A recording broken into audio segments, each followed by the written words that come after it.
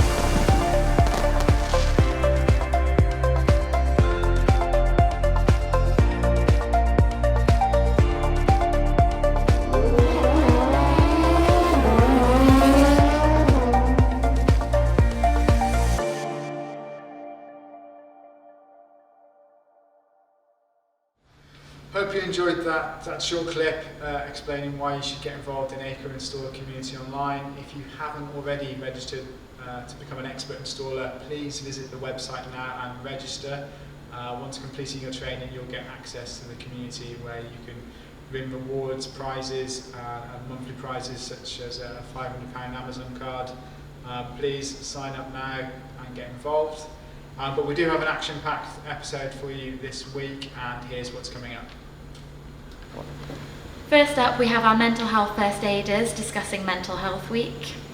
Then we have Curtis Langley from the Movement Centre talking to Lily and Jane about the Captain Tom 100 Challenge.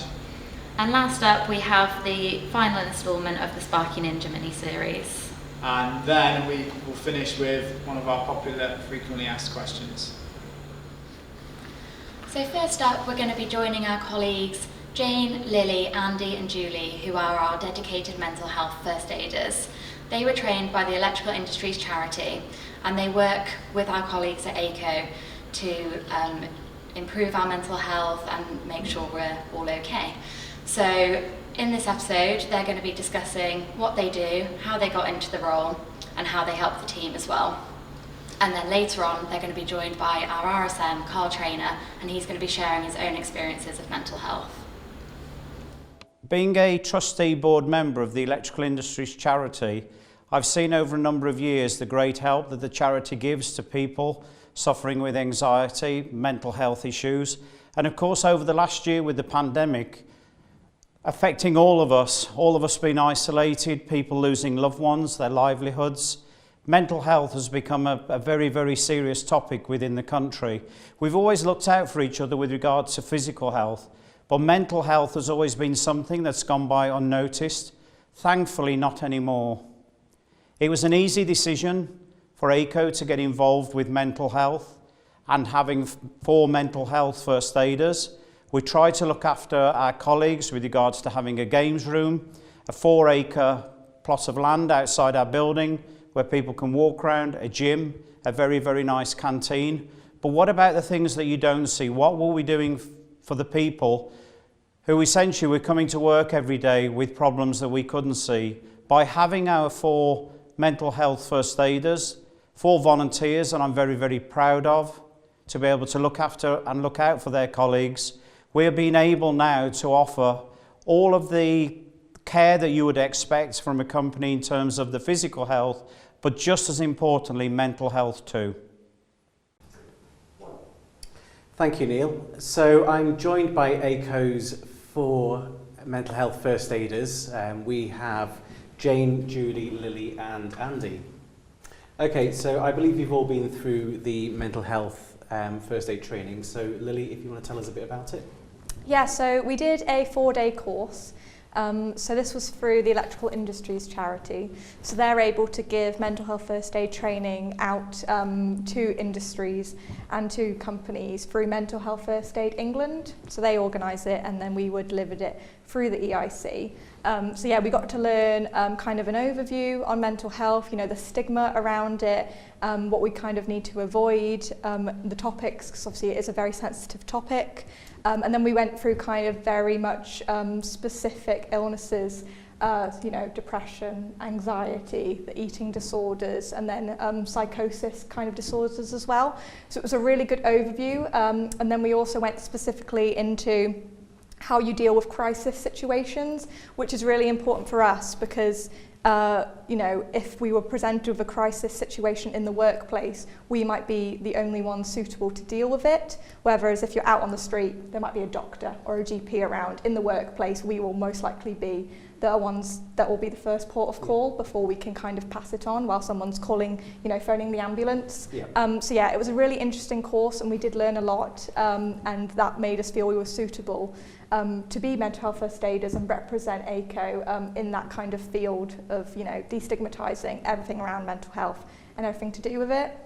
So I don't know about you guys, but my favourite part of it was learning more around eating disorders. So with my kind of age bracket, young people, teenagers and in your 20s, it is kind of a very serious topic that is often forgotten about because, you know, it is kind of this body image, social media and all around that. So it was kind of interesting to learn about the background side of that, so what, you know, someone wouldn't be talking about. So, you know, you always hear about teenagers saying how much weight they've lost or, you know, they want to look like this person, but you don't know what's actually happening in their head and telling them that you need to look like this or, you know, different things like that. So for me, that was my favourite part of it. Yeah.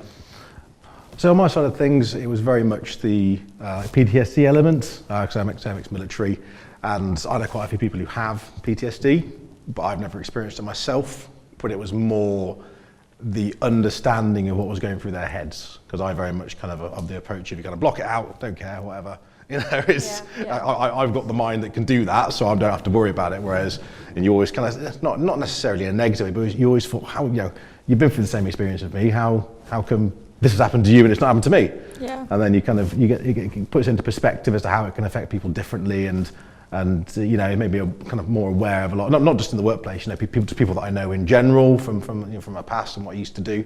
So yeah, I found that quite useful and very interesting, not just for the, you know, applying to working at Aico and my colleagues, but just in my general day-to-day life more than anything. So yeah. I found it really interesting when we did about the action plan. So it's like the algae approach, wasn't it? So it's all about approaching somebody and being able to sort of assess the situation and how you would assist them, and then be able to sort of listen and not be judgmental. I thought was, you know, it's things that you take for granted, but I think just hearing those things, it sort of it makes you realise how you should approach someone that may have a problem, really, which I found that really interesting. And the way we could sort of interact, and we did a lot of sort of projects together, didn't we? So it wasn't just listening to webinars, it was getting involved in different projects and things. I thought that was really good. I think that's what I enjoyed actually, was being able to sort of see like the case studies and the people that are really suffering with some illnesses and how they were getting on with them and what they'd had help that they'd received. But I like you, I quite enjoyed the eating disorder part of it. But I think, like you said, Jane, it really makes you stop and think about when you are talking to somebody that you do listen and you let them talk their issues through without interruption, and you make sure that there's no disruptions around, so that they know that you're really giving them the attention that they need. So that really made me think about the way I would listen to people, to be honest. So you've all learned different ways of dealing with somebody who suffers with depression. So for example, if somebody had approached you last year or the year before you'd done this training, would you have dealt with it differently? I don't know if I'd have dealt with it differently. Sorry, I think it's just you're more aware of how you should behave with somebody. Yeah. I'd like to think that I wouldn't behave badly, you know, and not know what to do, but it really does make you think. Yeah. And being sort of respectful of that person. Yeah, Understanding how a lot of it is a common sense approach more than anything. It's just there's a method to it that you need to understand, which is the main thing, and there's a reason why, rather than just generally just being receptive and listening. That's why you're doing it. This is why you're doing that. That's going to achieve this potentially. Yeah. So it kind of gives you a bit of structure as to how you'd steer a conversation, not in a bad way, but it's for example, if you see certain behaviours which might be causing someone, their stress levels, for example, to get elevated, you'd realise that, and you'd steer the conversation in a way that would start to calm them down. For example, you'd suggest, well, rather than chatting in the office, why don't we go outside and go for a walk or go sit outside? Yeah. Little things like that, which you wouldn't necessarily think to do. It allows you to kind of, be a bit more aware of it, I think. Yeah, and I think now I'd feel more useful in something like that. And I know that you're there to listen, but, at the end when they're done speaking, you can be like, okay, do you want to take this to professional? Where do we want to go with this? It's completely up to them, but it's really important for us that we have the tools and the awareness of where they can go to get help. Yeah. Not everyone wants to go talk to their GP. Not everyone wants to maybe go through counselling. So it's having the different awareness of the possibilities that can happen. So then if someone does want to go down that route, we can maybe provide them with where they can go. Yeah. So you actually feel maybe if they want it, you're providing them with something that they can leave with. Because we aren't professionals. We can't obviously give prescriptions or diagnose anyone, but if they want to go down that way, we can point them in that direction to do that, which is really good as well. No, I do find it very useful having access to you guys. I mean, I've spoken to Jane privately in the past, even via message, when something wasn't right with me, and I have found it useful to have Jane there to speak to and to sort of give advice. So it's been. It's just knowing you've got somebody. Yeah. And I mean, colleagues have approached me over, it's just small things. It doesn't matter, but just the fact that there's someone there that they can talk to if they want to, and like Lily said, you point them in the right direction if need be, then that's the main thing, isn't it? Yeah, sometimes I've had people call just for a chat, and it's not been really in that mental health capacity, but it's just nice to have that as a backup, to know whether you need to go down a certain route with them and how you can talk to them. But it's just nice for guys like you and the rest of the people in the business that they know that we're here for a chat. However much they want to go into, that's entirely up to them. We would never force that issue. Yeah.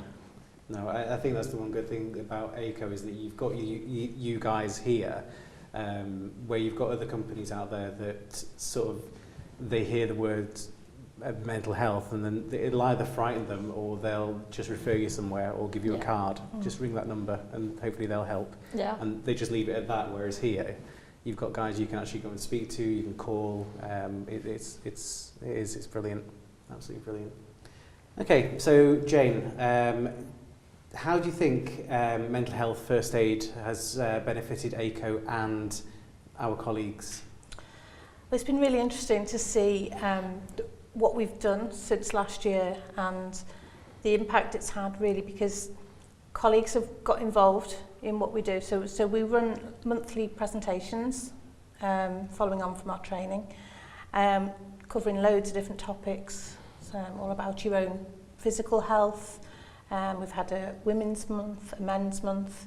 We've just done support for elderly relatives month. So it covers loads of different aspects, and it's really good to see colleagues getting involved, coming to our presentations. We do them in-house, and we also do them virtually for all our external colleagues. So that's been really good. Big participation. It's been great, to be honest. And they seem interested in what we do, which is great. Well, I think you see the response, because you get people coming forwards offering their experiences, like Carl, who you'll see in a minute when he pops on. He's gonna call and have a chat with us, and a number of other colleagues, even people coming forwards with ideas for presentations and what they want us to speak about, which is obviously really good, because it's not just us kind of like, oh, here you go, here's your monthly presentation, come watch it, see you later. People are actively getting involved. You can see people actually coming to you and talking to you about it afterwards. Maybe not on the day, but people will have a chat, mention it, say, oh, I really enjoyed that because of this reason, whatever reason, and keep you up to date on how they're feeling. And and plus the fact that obviously we've got all the HomeLink team involved. They're really keen to get stuck in as well. So they've now joined us. So we've got all the team members from HomeLink getting involved. So I can't really see any. I've not really seen any negatives come out of it at all, to be honest with you. No, not at all. I think, like Jane said, the uptake on the presentations has been really good. The 2 internal sessions that we do for the internal people. And on Friday we did the looking after the elderly relatives. And on the virtual event we had over 30 people, didn't we, join on that event? And but I think it's been really good, like you said, Andy, about the other people, our other colleagues that have come forward who want to share their experiences, because there's nothing like experiencing that real life, thing that people have gone through. And a lot of them have been really open and honest, and we're really appreciative of that. Yeah. Well, and the more people do it, the more it encourages everyone else to get involved. Absolutely. That's the key thing. I mean, again, as we know, it's not something that a lot of people want to come forward and talk about. So the more that everyone else gets stuck in, the more people who may have a problem may decide, you know what, I'm gonna take the plunge and come and chat to the guys and see, see what can be done. Basically, is to look at it. It influences the way that we deliver the presentations as well.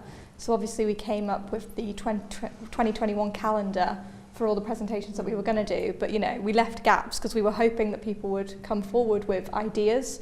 But then when people came forward with, things that they wanted to share, that means that we could dedicate a whole monthly topic to what, their experience was going to be, which just completely transformed the presentations, because, it's not just about us telling people, you should do this and then you'll feel this, because everyone knows that's not how it works. So people actually sharing their life experiences, almost as if someone can put themselves in their shoes, if they're where they were 5 years ago, if they're there now, where they could be, and if maybe they see these signs coming on that they might have kind of a mental illness or having poor mental health, that they can speak up because it's worked for them.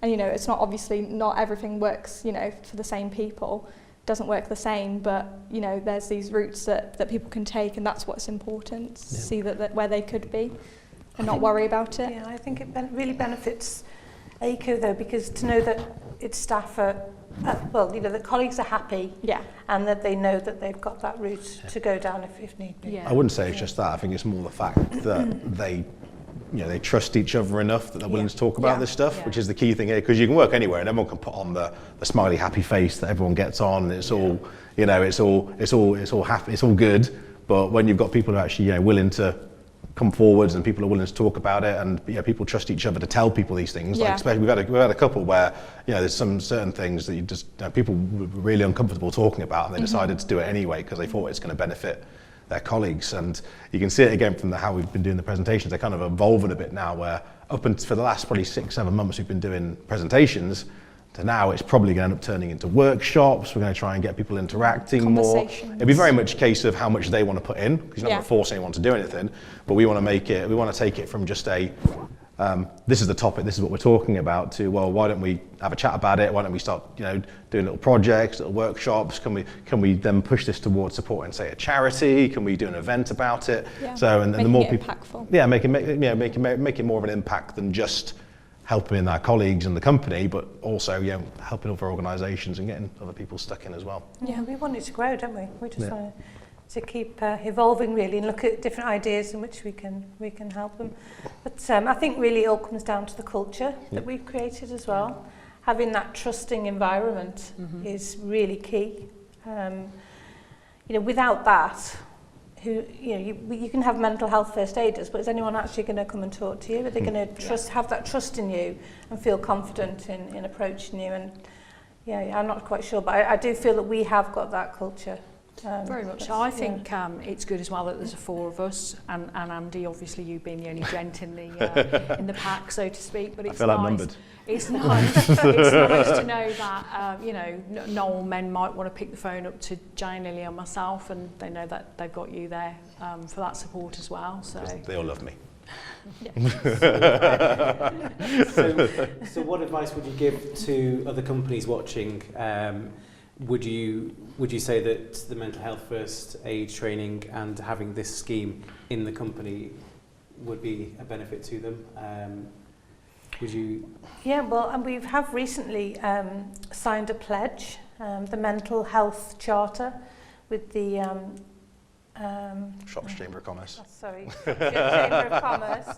And yeah, that is a pledge to recognise that your colleagues and family members, they may have, you know, an issue with mental health, and to be there as a support and raising awareness and encouraging other businesses to sign that pledge and take part. So we're actively looking at that at the moment. So that's good. We know it's difficult for smaller companies to have, you know, dedicated staff to do this training.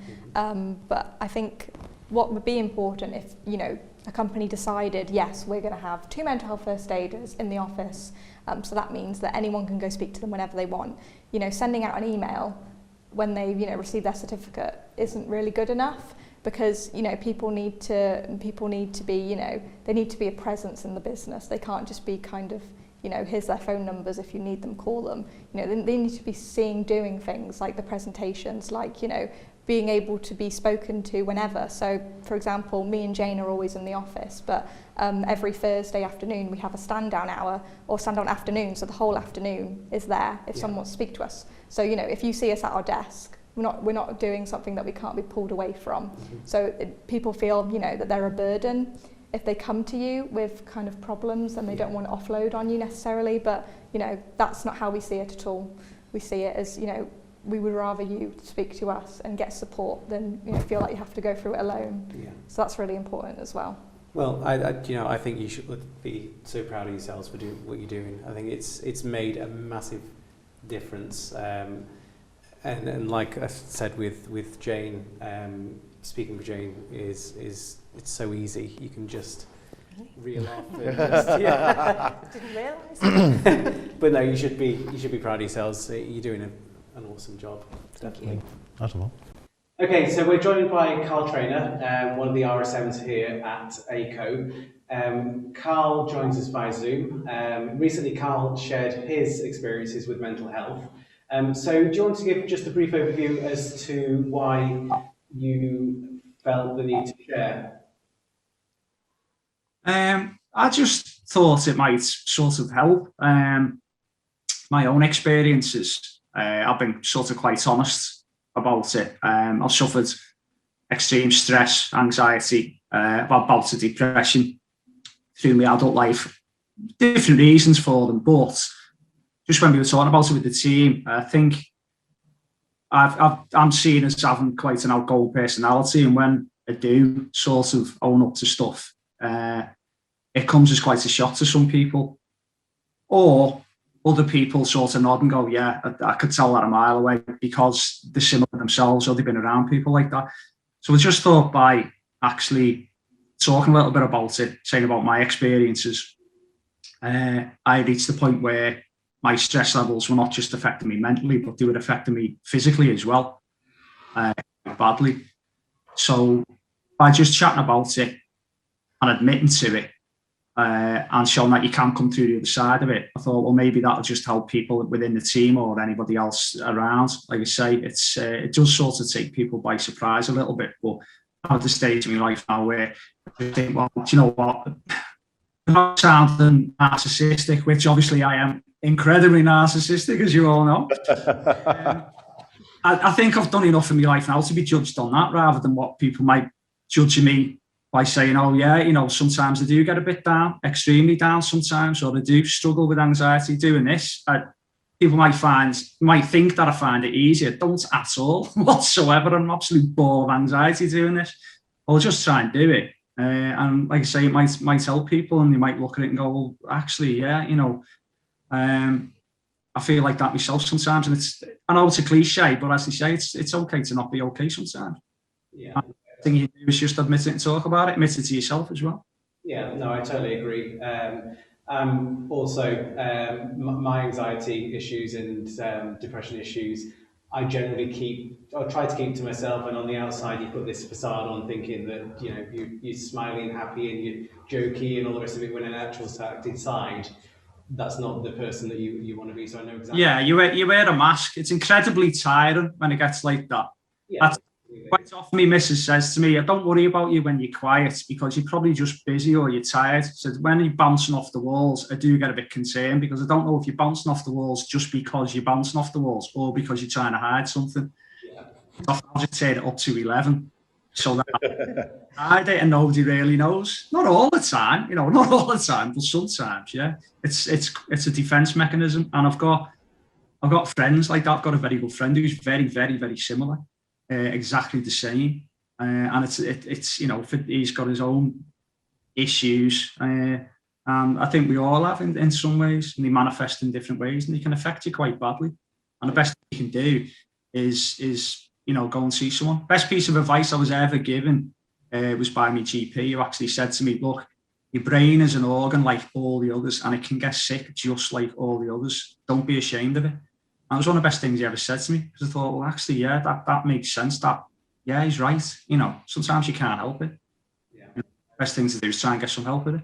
Yeah, I think definitely speaking about it as well definitely helps. I think you do get some people who turn around and say, you know, just get over it or cheer up, and you think, you know what, you wish so much you could live. Oh, if it was only that easy. Yeah.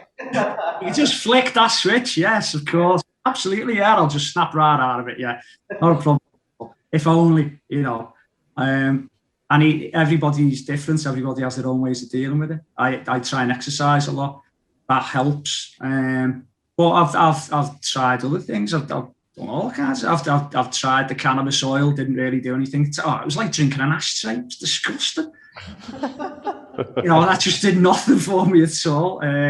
Prebiotics, not probiotics, but prebiotics, apparently, because your gut health can affect how you feel in your moods and whatever. Tried that? No.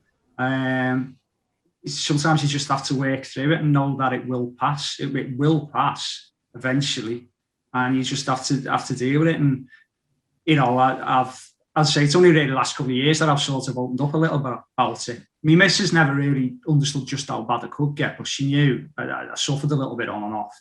And I suffer all the time, just now and again. But sometimes it can be, it's not even a reason. I think there's a lot of misconception. People think that you have to have a specific reason to sort of sink a bit, and you don't. It can be, as bad as it sounds, just hormonal.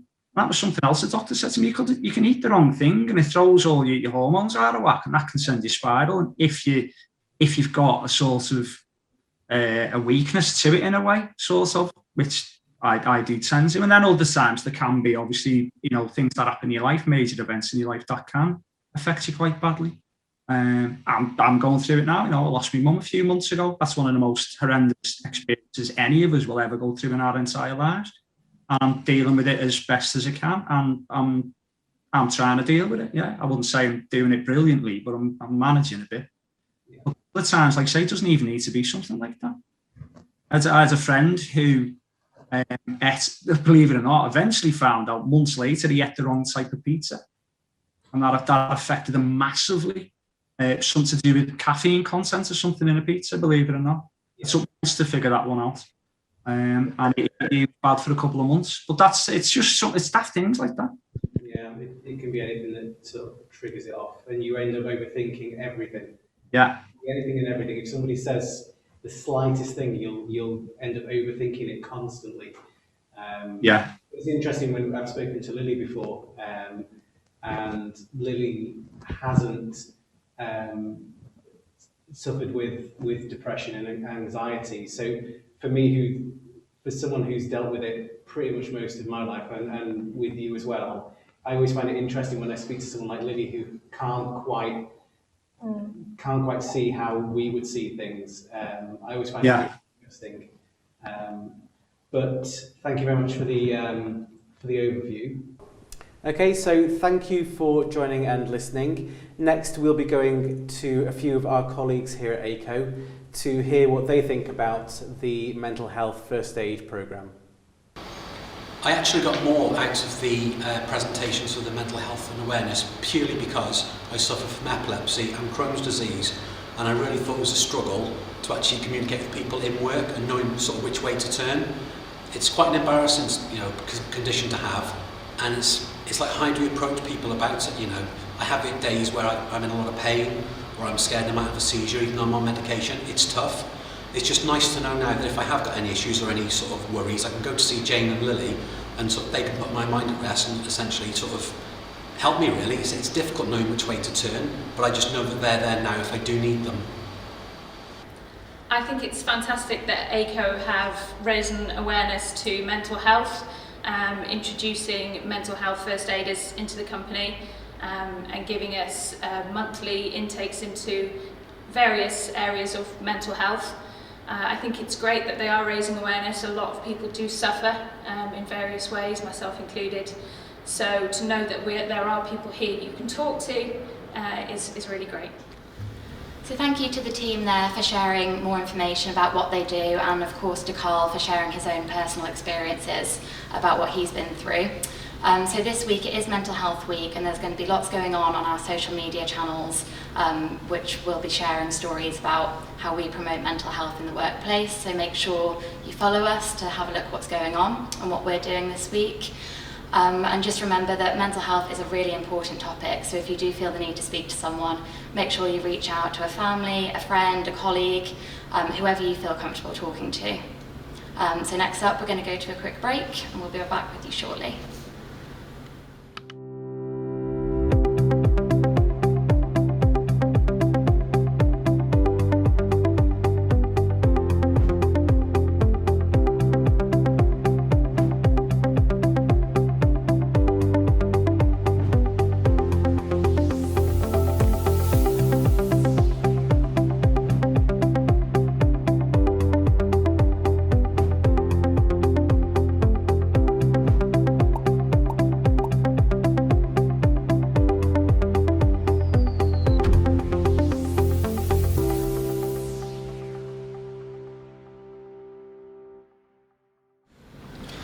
Welcome back to Aico TV. I hope you enjoyed that short advert promoting our EcoFit range, one of the many ways we as an organisation are trying to be more sustainable. Next up we have a session with Jane and Lily, our community liaisons. They're going to be joined by Curtis Langley from the Movement Centre, who's going to talk about the work the Movement Centre do, especially around charity and supporting young children. And they're going to discuss the Captain Tom 100 Challenge, which I'm sure everyone across the nation has been involved in. Let's take a look at the session and see what happens. Hi, I'm Jane and this is Lily, and we are community liaisons at Aico, coordinating our CSR programme, Aico in the Community. Today we're delighted to be joined by Curtis from the Movement Centre. Aico have worked with the Movement Centre for many years during our various CSR initiatives. So Curtis, tell me about the charity and what you do. So first of all, I'd like to thank you all at Aico for inviting me down.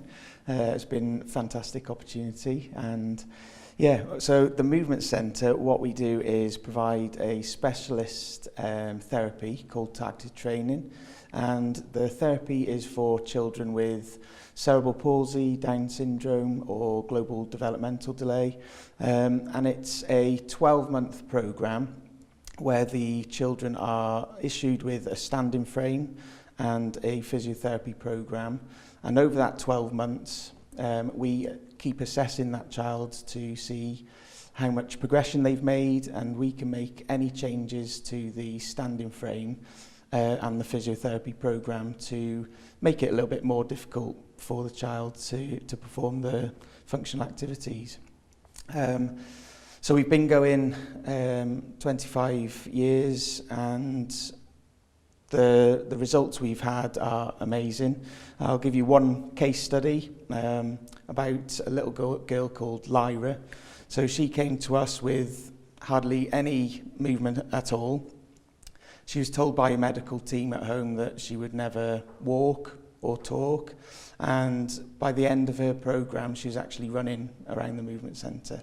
She made that much progression, which is fantastic to see. Yeah, amazing. Yeah, I remember I came to one of your award ceremonies, didn't I, a couple of years ago, and it was lovely to see the children sort of receiving their awards and what they've achieved, which was fantastic. It can be anything as well, so we're not saying every child will walk at the end, because that's just not possible, but if we can give them that extra little bit of movement that they didn't have before, children can learn head control, so they can have better education, they can use eye gaze in school, better communication at home as well. If they can sit up, they can play a lot more, and then obviously that final stage of taking their first steps is what every parent aims for and wants for their child. So if we can give them that little bit of strength and control to give them more functional abilities, then we've done our job. It's fantastic. And you're the fundraising and marketing officer for the charity? I am. So it's been a very difficult few months, and from the beginning of COVID really, last March, fundraising has took a real hit. All charities have, and I'm sure lots of businesses have as well, but we're soldiering on through, and getting involved in all events that we can, virtual and non-virtual. That's great. So you mentioned that you've been going for 25 years, so what are you doing in celebration? So this year we've launched a campaign that we've never done before, so it's a 25 for 25 campaign, and our original target was to try and raise 150,000 for specifically for targeted training to support more families through that course of therapy. Targeted training costs £6,250 for families coming to us, so we as a charity raise money to discount that, and that 150,000 that we're aiming to raise this year would really support hundreds of families, which would be absolutely fantastic. So Curtis, tell us more about the Captain Tom 100 challenge that you've got involved in recently. So this was a fantastic challenge to get involved in. So it was set up by London Marathon Events and the Captain Tom Foundation. They called it the Captain Tom 100 because it was to celebrate his achievements last year when he walked around his garden 100 times, raising millions of pounds, which is absolutely incredible. The organisation set this up for smaller charities to get involved with. It's just an opportunity where, because there's not events happening at the minute because of the pandemic that we're in, it was an opportunity for people to get involved with in their own time, anywhere they wanted. So there's lots of crazy challenges out there, including staff from Aico, which you can go into. But yeah, a fantastic opportunity for a smaller charity like the Movement Centre to get involved with, and it gave us a reason to shout about our work and gave us a chance to raise some vital funds for the Movement Centre. That's great. What challenge did you do? So I took part in 100 holes of golf. which I don't know why I chose that at all. I should have done an eating challenge like Dame Judi Dench, I think, ate 100 Maltesers. That's right, yeah. Oh, wow. That's what I should have done. But yeah, so 100 holes of golf. We started at 5:10 in the morning, played 100 holes of golf, walking 28 miles during the day, finished at about 8:10 in the evening. So it was a long day, few injuries from that, but yeah, enjoyable at the same time. Great. Do you manage to get some sponsorship?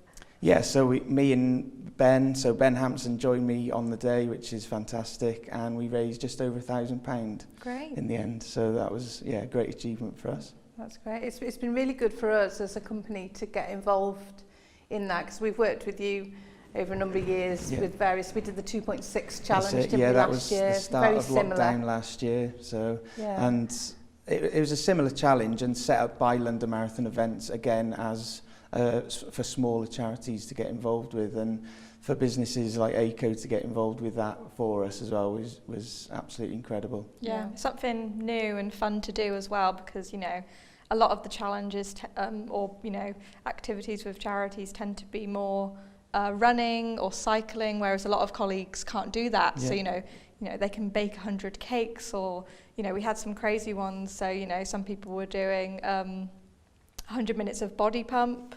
So that was a good one. They got together and did that. What else did we have?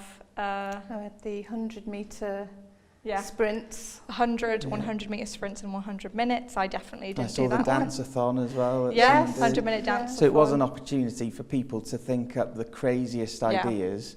It doesn't have to be a marathon or a cycle event or swimming. It doesn't have to be an active event. It can be absolutely anything, which is fantastic. So hopefully the campaign will continue for years to come and get you involved again. Think up some more crazy challenges. I think one of the funniest was one of our colleagues actually put on 100 items of clothing. Yeah. So we'll send you the video for that. That is he had like 5 hilarious. caps on, like 20 ties by the end. Just looked insane. Yeah. And that's what I mean. It can be absolutely anything. And it's great that people came up with such crazy ideas. Yeah. So how important is it for you as a charity for businesses to get involved with these activities? So local businesses get involved all the time, and to have that support is vitally important to raise funds, but also raise awareness of the Movement Centre. As Aico is a national business, and hopefully we can reach all corners of the UK with that awareness. And it's important for families to see that local businesses are supporting as well. Our new CEO at the minute, Johnny Wilkes, is working really hard on putting a plan together on how we can report back to local businesses as well. So as Aico are raising funds for us, Johnny wants to tell you where that money is going, exactly where it's going, so which families you supported, which will be awesome for you guys and us to shout about. Obviously, with what's going on, it's been difficult to get businesses on board with supporting our 25-year campaign, but we're hoping now we're coming out of this pandemic that a lot more businesses will come on board. We've got lots of events coming up which businesses can get involved with. So we've got Charity Golf Day, going back to the active stuff now, but we've got a few runs and cycle rides. And we just urge businesses to get involved as much as they can, and we can support them in their fundraising and their CSR programme. But yeah, to answer the question, vitally important to have local businesses on board. And they can see on your website any challenges locally that businesses might want to get involved. I think we've got one starting from here as well, haven't we? A ladies' bike ride and different things going on in July. Coming up in June and July, pedal pushers and midnight ride. That's right, both start here, I think. Which again, you're supporting in a different way there. So you're supporting an organisation through adrenaline sporting events, but we are the charity partners. So it's not always kind of monetary value, it's Yeah. supporting in different ways as well. It's So about being creative with your CSR and Yeah. you know, building the relationship, seeing where else we can support you, because you know, offering our building is, you know, quite an easy thing that we can do, but you know, it does make a difference where, you know, you have a place where everyone can come and congregate before they start that race, which is quite nice, isn't it? Yeah. And for other things as well. So you've mentioned that we could use the auditorium for a seminar, and once we come out of this pandemic, we're hoping that we can put on more events, and just using this fantastic building would be immense.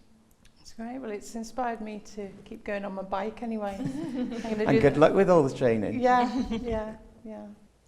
So if there are other businesses that would like to get involved and help support the charity, how can they do that?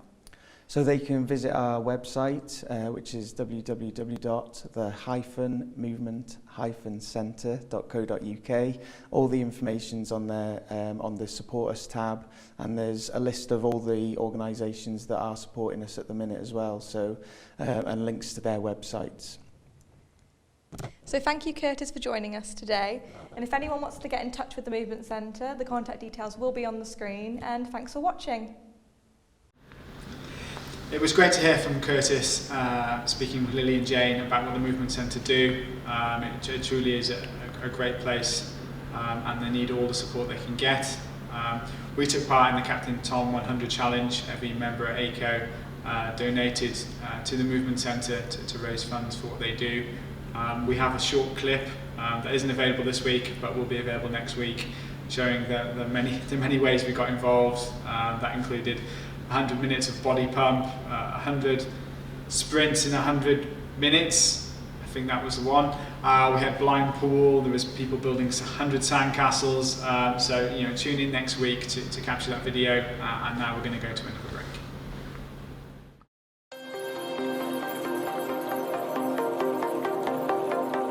Introducing the SmartLink Gateway and Cloud Portal service from Aico. A new and innovative product developed with registered social landlords and housing associations, giving you complete control and reassurance when monitoring and maintaining your stock of alarms through SmartLink Cloud Portal. Easy to set up, the Gateway is a roaming 2G GSM-based device, ensuring maximum connectivity possible without the need for local broadband or Wi-Fi services, increasing efficiency while remaining compliant with legislation. Featuring real-time alarm status, fault status, text alert and email notification capability for both fire or CO and fault events, as well as installation reports and replacement and fault reports.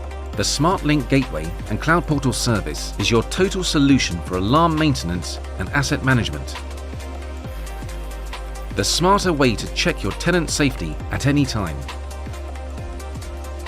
SmartLink, a revolution in tenant safety.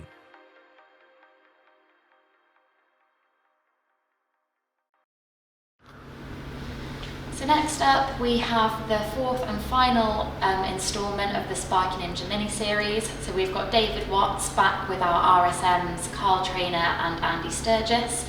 And this week they're going to be discussing the E5 group and their goals for improving standards. Hi everyone, this is Andy from Aico, here today for our last in our first series of chats with Dave Watts from Sparky Ninja and Carl Trainer.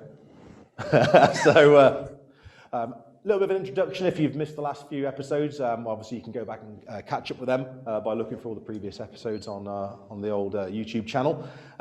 Bit of an introduction to Dave, third generation electrician, former QS and ops manager, heavily into the training sector now for the last 10 years or so.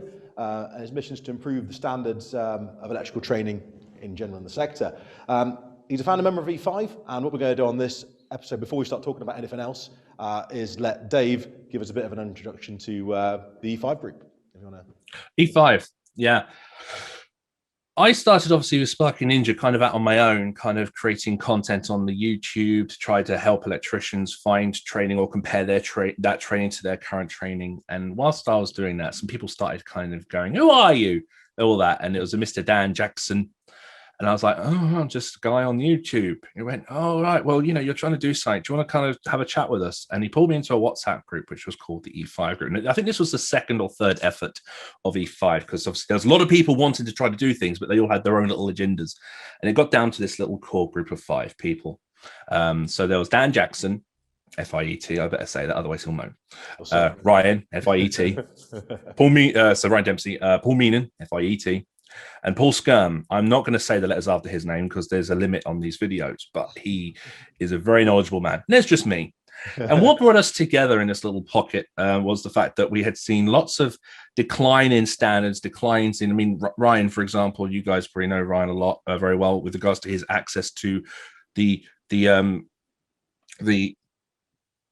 standards of EICRs with his software company.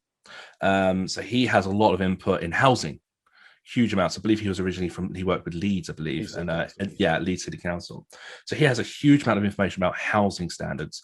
Dan's fire, Paul Meenan is railway, Paul Skirm is more machinery and consultancy. I'm training and a former QS. We had really nothing in common that would make our paths cross, really at that point, except for one thing, which is that we were trying to improve things, but by trying to do things the right way, instead of trying to privatize things and all that. So we kind of try to maintain this positive approach to improving standards and sharing information. And then we got together and we had this moment where we said, well, what is the drive and ambition of E5? And we come up with the inspire, inform, educate, support, and influence. It seems that a lot of people's trying to influence now. That's one that we've tried to forget because there's so many influences. It's like crazy. And that's what we did. And so we did that. And Paul did his thing. He started to get some badges. It was, E5 originally was something that Paul Meenan came up with when he was in the railway. It was like an improvement club that he had in the underground. So the original badge had this underground style logo. But then it went, and then he met up with Ryan. He said, no, take it beyond the railway, because he saw the issues in housing. And that's kind of how we got together. And we've maintained that, and we've had loads of other people kind of say, right, we agree with this, and we think there are needs for improvement. We're still very careful with who we bring in to do our discussions, because there's lots of people that will try to then take away from that and then do their own little journeys. The objective of E5 right now is to do whatever it needs to do now and then to help, again, inspire people, inform people. We've done a lot of work with Amendment 2. We've done lots of webinars. Last year with COVID in 2020, so many people weren't working. So I put on the webinars, and then Paul came on board, and then John Ward came in as well. And we gave so much more time and support to people who just needed that extra, that oomph, that little bit of support, or even just that mental health support. We don't really have an underlined answers to what E5 is, because it reflects on what is needed at the time.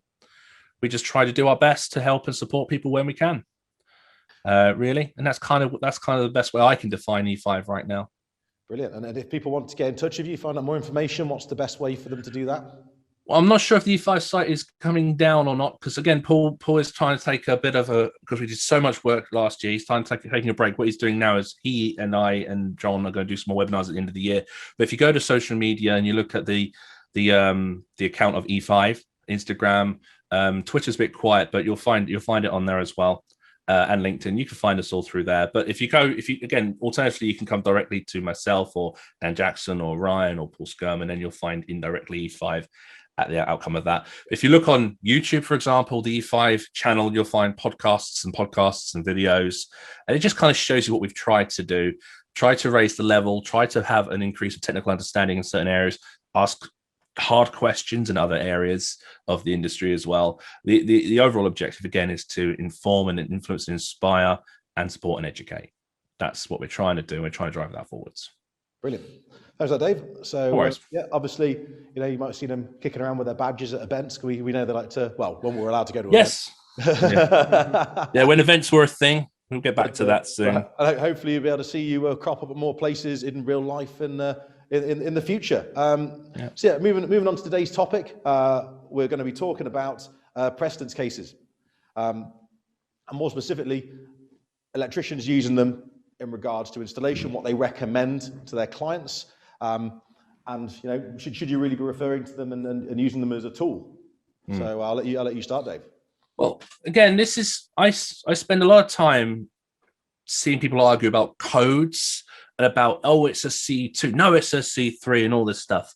And as we said on a previous video, it's all about your ability to understand the risk. And I like to role play. I like to put myself in those situations. And if I have an example of precedence, I have to consider that in my understanding of the risk involved. And we need to observe these. And I don't think the electrical industry does enough to give electricians understanding of what's going on in the real world when people either have serious injuries or there are deaths involved with the use of electrical systems. And electricians should really be given this information or advised on this very often so that we can understand where the gaps are or where the problems are, so that we can then help support, educate clients in the better management of their own systems. And it's just like, I don't think that the industry really does, whether they just don't want the idea of passing information around. There are a couple that get thrown around in the background as the reasons why we had this or the reason why that's happened. But we don't really kind of go, right, here's a case study, here's an example. Let's now try to learn from this. And I've tried to do this over the years. And there's a lady called Louise whose brother passed, Michael. He was doing electrical work on I think it was a sports clothing store. And it was one of these, get in, do the work quick, we need to get this done kind of things. And the systems of work failed him, or the management of the work failed him. And unfortunately, he died on the scene. And she's since been campaigning for safe isolation. Yeah. So she's turned that into a campaign to drive safe isolation procedures. And she pretty much does this, and she works, she's up in Scotland, she's on the health and safety campaigns and committees, I believe. She's doing very, very well at raising awareness. Unfortunately, it's taking a very horrible situation, but trying to make that stand for something, actually make that not worth it, but actually mean something in the long game. Get something from that. Yeah, I totally agree with you. And the safe isolation procedure is, we've talked about this so many times. I'm networked with some electricians that are very, very militant. You must turn off, switch off, lock off. And often there's a reason why they're like that. Either they've seen someone at work, or they've had it happen to themselves. And there are many who are very relaxed and chilled. And a lot of apprentices coming in or people coming into the industry, they kind of find themselves in this murky place where they don't quite know what attitude to take. And so things like these precedence cases are very, very important to know the name or know the situation in which somebody died and how close that is to your actual work environment is very important, I think.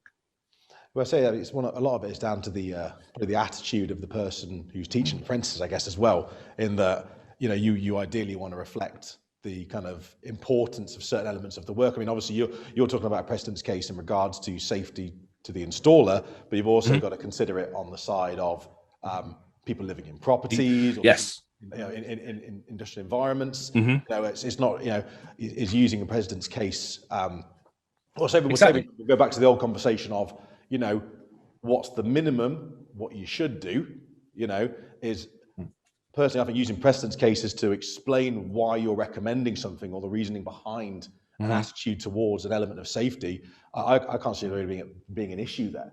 No, you should always do that.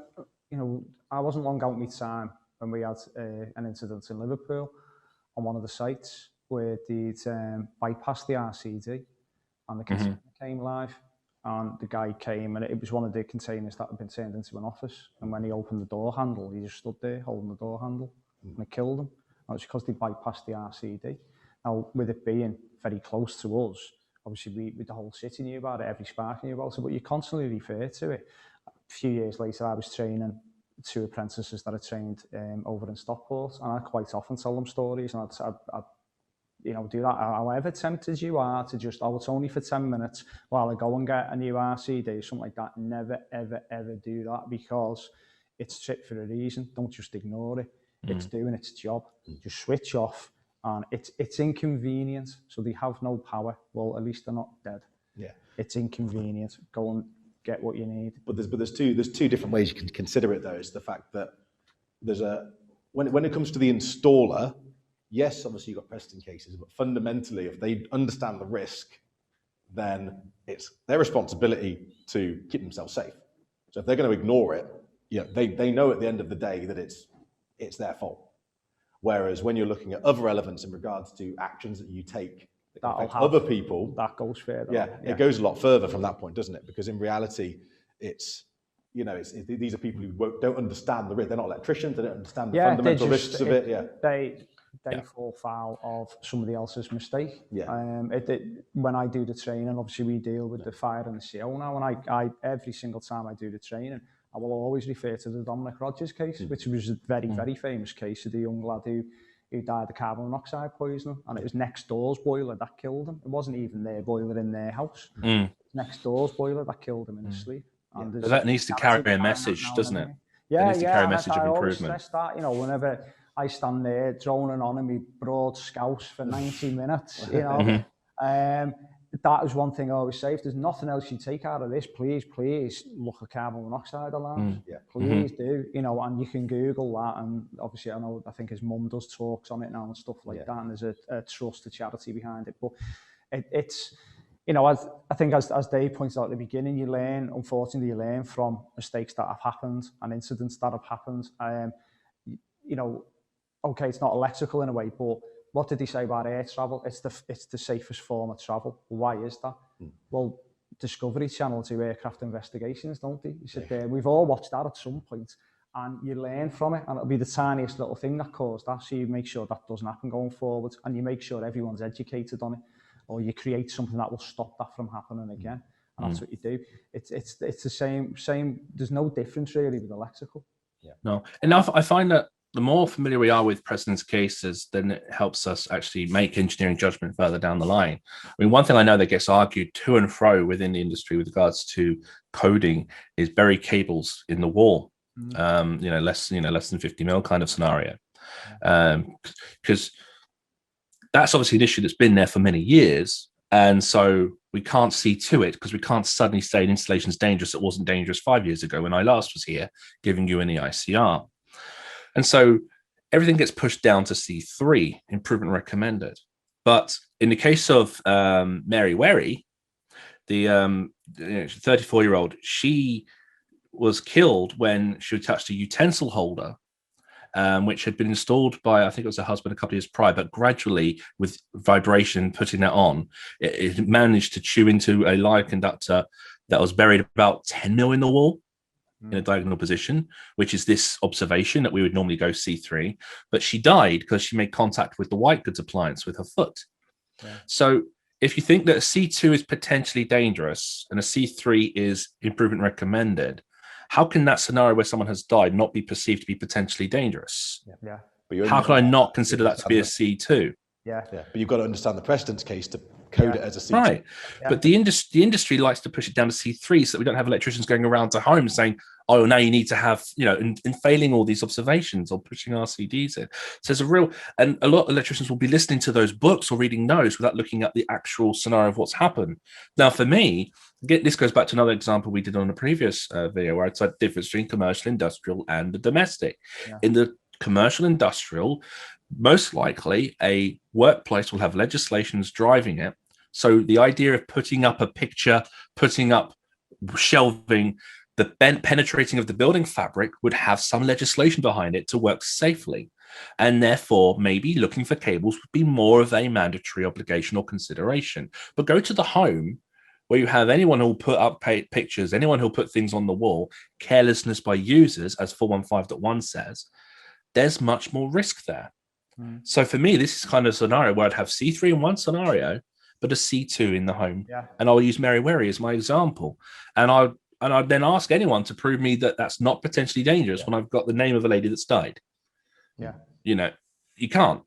And this is why it's very important for us to look at what's happened in the industry to then find out reasons why we need to start making these improvements. Another one, Emma Shaw, she was 22. She passed away when she touched a water pipe. There was water leaking, and she was told by her partner to go and turn off the stopcock. Somewhere around that way, wasn't it? Sorry? I remember this one. It was around West Bromwich way somewhere.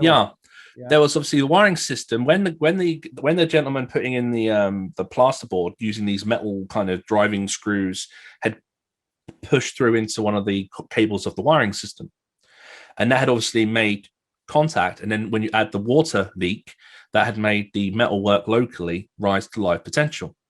And she was obviously, unfortunately, electrocuted, and her 1-year-old child was still in the property. Now, there was a prosecution. It turned out that the person doing that wasn't technically competent. It was a mate. And the initial verification, this is the driving for me in this case, the initial verification wasn't properly done. The testing of the wiring system wasn't properly done. So when I think about people arguing about initial verifications, I can refer myself to the importance of doing an initial verification thoroughly. And that means testing 100%. Yeah. Now it says that in guidance notes 3. Now we can select and and we can be selective with the ICRs because we have existing properties, existing places, but anew, anything can be wrong. And so if ever I'm questioned about my sampling or my amount of how much do you really do on an initial verification, I can go, it's got to be 100%. Yeah. And I can think of Emma Shaw as my reason as to why anything not tested, such as the load of a piece of equipment, which was the heating system, which many electricians would stop at the fuse connection unit. They wouldn't go onto the loads of the wiring systems. But if that's not been tested, and which is what happened here, I've got an example of a mum that's died from that. And I've got to use that to drive me to make sure I do the better job moving forward. Yeah. Yeah. I think we do see quite a lot where it's one of those where electricians will obviously treat it like a job, but what they kind of forget is fundamentally someone's going to live there is dangerous. You know, the stuff electricity is inherently a dangerous thing. And if you don't, go through all the correct checks and measures and make sure everything's done to the best standard, then it's not a case of, I've done that wrong.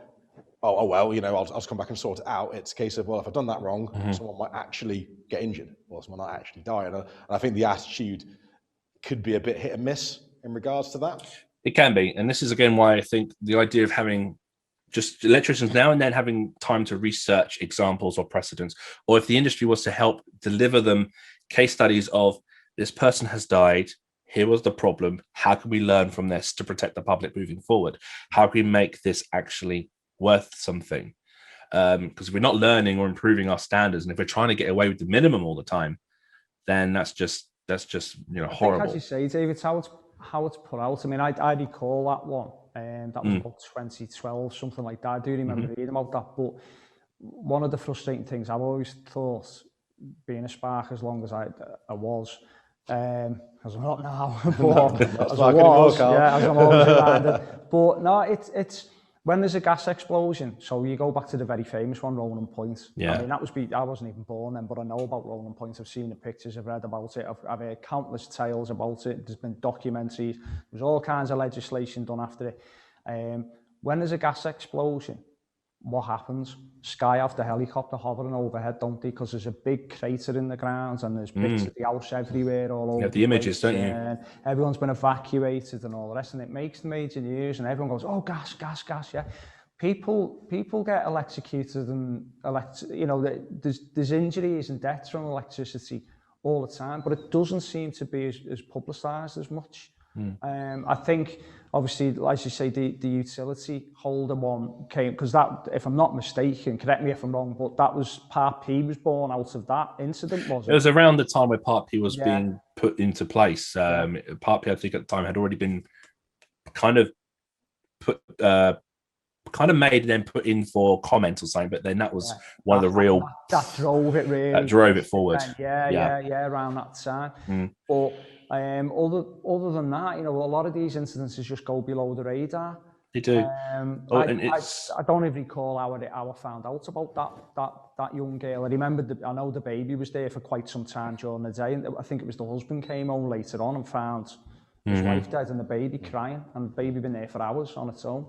And I just stumbled across that one and read about it, but it's not, like you say, it's not publicised by our industry all that much. And and you think about it, I mean, if our industry isn't going to try to take these incidences and actually try to improve public safety awareness, then someone has to, something has to. I have raised questions to a couple of organisations about why they're not doing more about that, and I kind of often get just a vague reply back.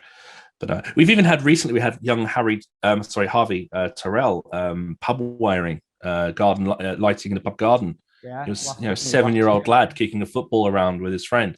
There's I mean, Dave Savey did a great video looking at that, where it looks like what's happened is an electrician's done some of the installation, but then the landlord, who was also an electrician, has actually done the energizing part. So you've got a broken up work process there.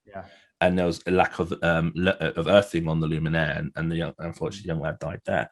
But again, that's that's a pub garden. These kind of environments, electricians will find themselves around a lot, and we've got to realise who is vulnerable in these situations. Yeah. Even if you think, oh, that lighting is actually in the flower bed or behind the railing, doesn't matter. A football's going to go over there, and a young lad's going to crow over there, and he's going to swing from that, he's going to hang from that, and it's very likely that he'll be unsupervised because mums and dads will be having a chat in the garden. As long as the kids are within the brick wall of the beer garden, they're fine.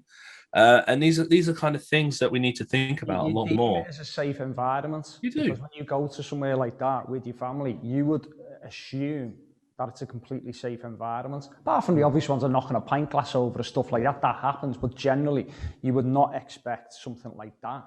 No. You would assume the fixtures and fittings of that establishment are perfectly fine and perfectly safe. You would not expect your kids to touch a lamppost and get killed.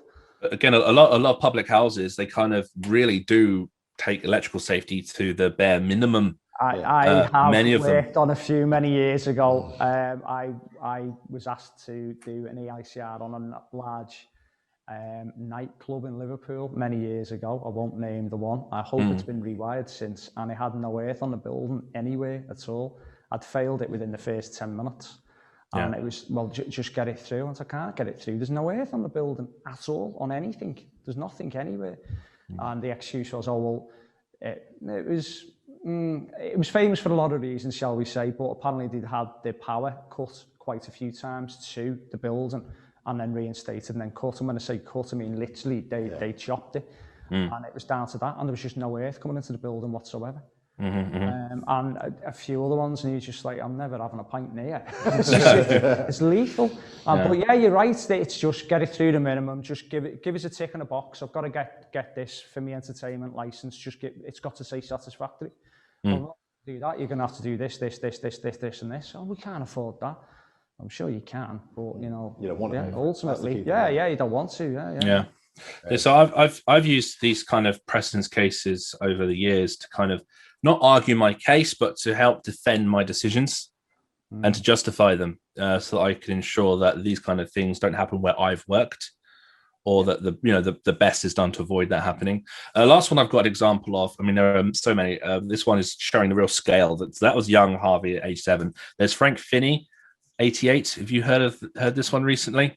This gentleman up in Scotland and Aberdeen at the market, he fell down a staircase looking for the toilet, and the company who are in charge maintaining the market were prosecuted, 80,000, and they've now I think liquidated or changed their business structure.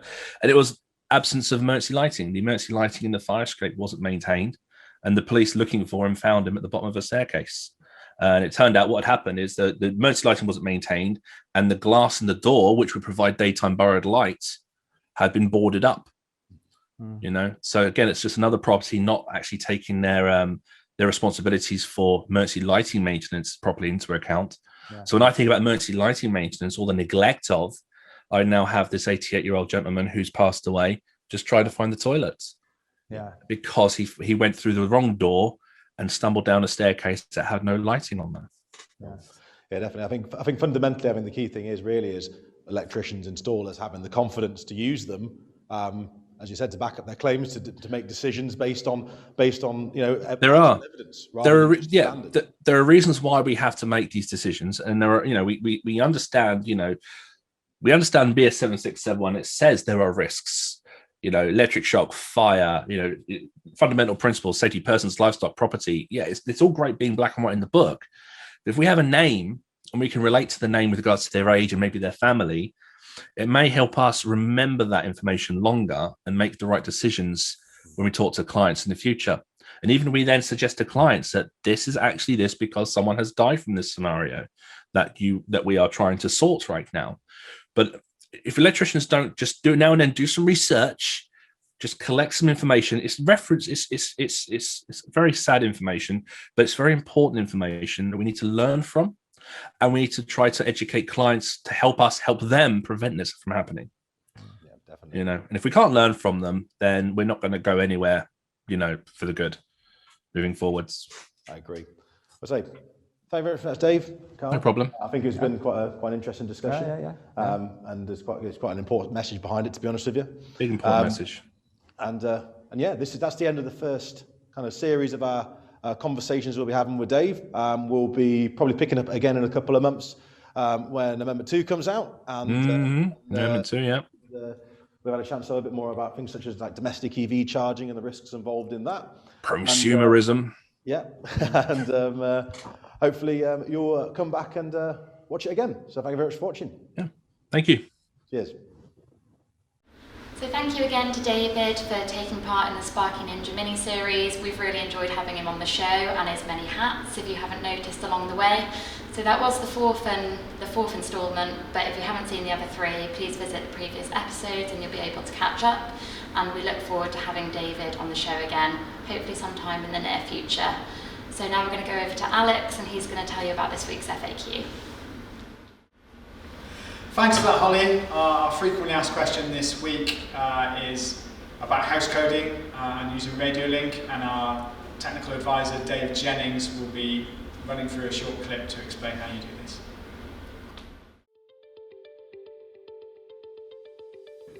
It's very important when you're house coding that all the alarms are all done together. So what I'm going to demonstrate is how to house code a couple of alarms with an alarm controller. So the first thing to do is to make sure that all the RF modules are all inserted. This is done by plugging in the aerial into the back of the unit, sliding it till it clips onto position, slide the alarm onto the bases. You'll notice the startup sequence. Then again, you do the same with the other units. Put the module in, push it back, and then slide the alarm onto the base. Once you've done all that, you're ready to start house coding, and it's the same procedure with all the alarms in the system.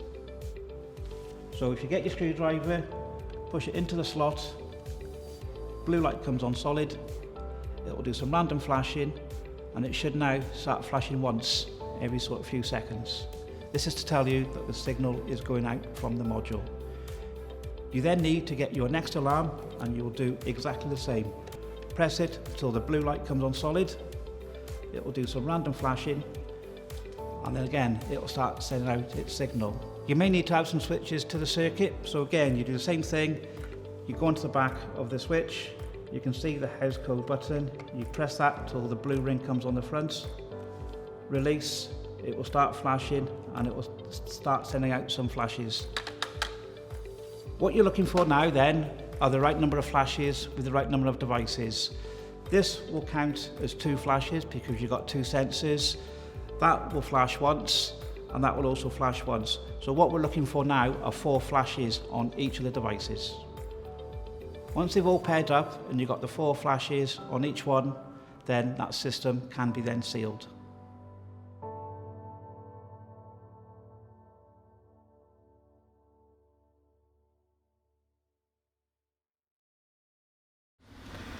It was great to hear from Dave Jennings there, talking us through house coding using Radiolink. Whilst that was going on, me and Holly managed to have a game of ping pong. Alex won. Of course. But that's all we've got time for on this week's episode. Thank you for watching. Please remember to subscribe to our YouTube channel and follow us on the following social media platforms, which are Facebook, Twitter, LinkedIn, Instagram, TikTok, and of course YouTube. Brilliant. Holly remembered them all this week. Only took 10 episodes. Thank you for watching, and we hope to see you again soon. See you next week.